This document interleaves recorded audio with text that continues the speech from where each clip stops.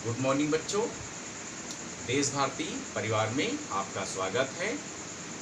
आज का टॉपिक है मानव का पाचन तंत्र। मानव का पाचन तंत्र मुख से लेकर के गुदा द्वार तक संपूर्ण भोजन आहार नाल को पाचन तंत्र कहते हैं। ठीक है, आइए हम लोग शुरू करते हैं। मनुष्यों में सर्वप्रथम पाचन मुख द्वारा स्टार्ट होता है। मुख में अगर हम लोग देखें तो यहाँ पर दांत पाई जाती है, जीभ पाई जाती है और लार ग्रंथियां पाई जाती हैं। हम लोगों के जो दांत अर्थात मनुष्यों के जो दांत होते हैं वो द्विबार दंती होते हैं।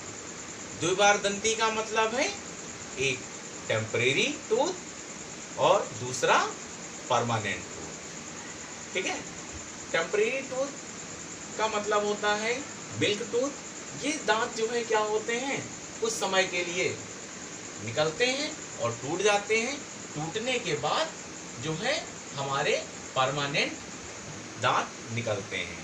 हम लोगों के जो दांत होते हैं वो हेट्रोडेंट होते हैं। हेट्रोडेंट का मतलब होता है विषम दंती।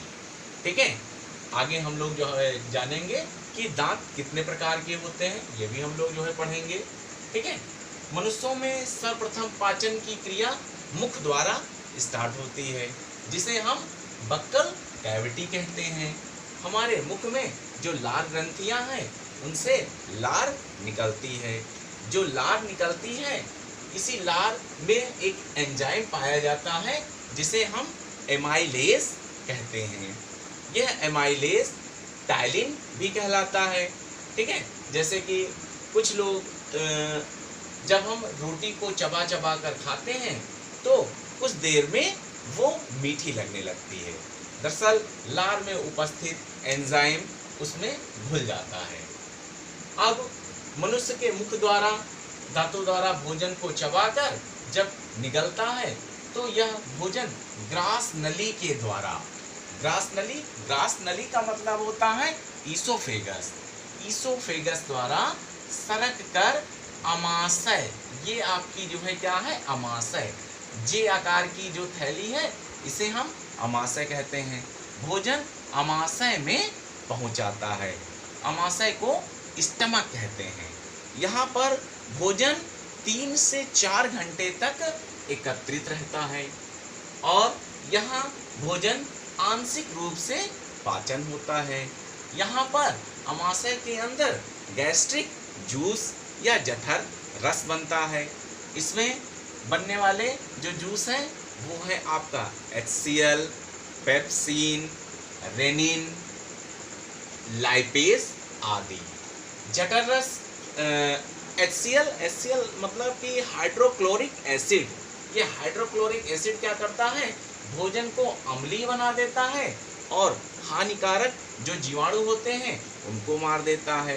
पेप्सिन एंजाइम क्या करता है, ये प्रोटीन के साथ अभिक्रिया करके पॉलीपेप्टाइड्स में तोड़ देता है। फिर इसके बाद जो रेनिन है वो दुग्ध प्रोटीन के साथ अभिक्रिया करके केसीन में कन्वर्ट कर देता है। लाइपेज जो हमारी जो अमाशय के अंदर जो फैट या वसा है उसके साथ अभिक्रिया करके ये ट्राइग्लिसरॉल में बदल देता है। ठीक है, अब भोजन पाइलोरस कपाट अर्थात ग्रहणी के द्वारा होता हुआ हमारी बड़ी आंत में पहुंचता है और यही से हमारा क्या है एक अग्नाशय जुड़ा होता है जिसे पैंक्रियाट कहते हैं। इसी अग्नाशय से अग्नाशीय रस निकलता है और यहीं पर हमारा क्या है लीवर का मतलब यकृत जुड़ा होता है। यकृत के अंदर ही एक थैली नुमा संरचना पाई जाती है जिसे हम पित्ताशय कहते हैं। पित्ताशय से पित्तरस निकलता है जो कि भोजन को अम्ली से क्षारी में परिवर्तित कर देता है। अब भोजन को पाचन के लिए क्षारी माध्यम की आवश्यकता होती है तो अग्नाशय से अग्नाशी रस निकलता है और यहाँ पर भोजन क्षारी माध्यम में हो जाता है और ये कोलन में पहुँचता है। कोलन को ये बृहद्रांत का मतलब होता है बड़ी आंत, ठीक है। ये बड़ी आंत में जो है भोजन पहुंचता है। फिर बड़ी आंत के बाद जो है भोजन का जो है क्या है, पाचन के फलस्वरूप छोटी आंत में भोजन पहुंचता रहता है। छोटी आंत में भोजन पहुंचता है। फिर इसी के अंदर क्रमाकुंचन अवशोषण की प्रक्रिया होती है, जिससे कि भोजन जूस के रूप में प्रत्येक कोशिकाओं में अवशोषित होता रहता है। फिर बचा हुआ शेष भोजन हमारे मलाशय में पहुंच आता है और अपशिष्ट पदार्थों का त्याग हम लोग गुदाद्वार से कर देते हैं। यहीं पर एक संरचना होती है क्रमरूपी परिशेषिका, जिसे इंग्लिश में वर्मीफोर अपेंडिक्स कहते हैं। कभी कभी भोजन जो है क्या है, इस क्रम रूपी परिशेषिका में पहुंच जाता है, जो कि दोबारा क्रमाकुंचन के द्वारा वापस नहीं पहुंचता है।